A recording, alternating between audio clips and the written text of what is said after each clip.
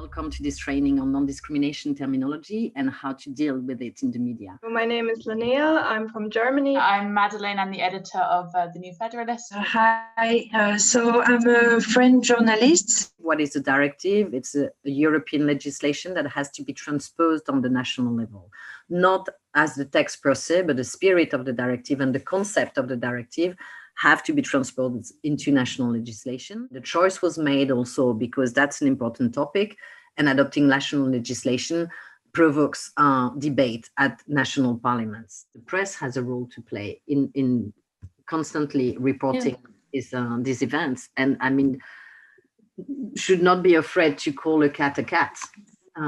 And that's sometimes what happens. We know that white people have a real tough problem with using the word Black when speaking about a group of people. We have appropriated the term Black. We have no issue with people saying the term Black.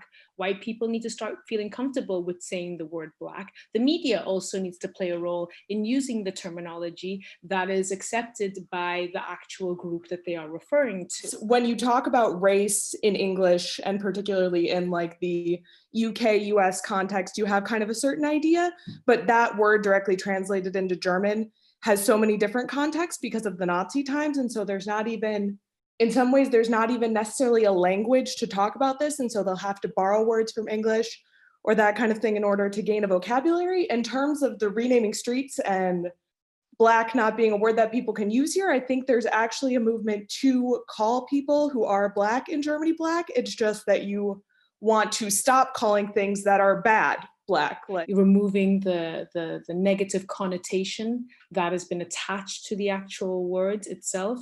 That's why we need the media. That's what we need you to do, actually, to just remove the negative connotation. And we used to say 20 years ago when we wanted to have legal framework to fight racial discrimination that we needed information, education, and legislation.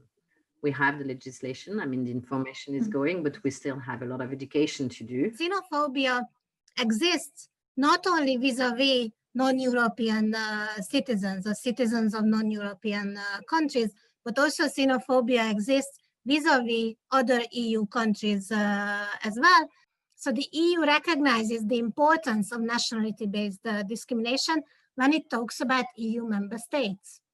But when it talks about other countries, it refuses to to contribute the same kind of significance to nationality-based discrimination as it does with regard to EU member states.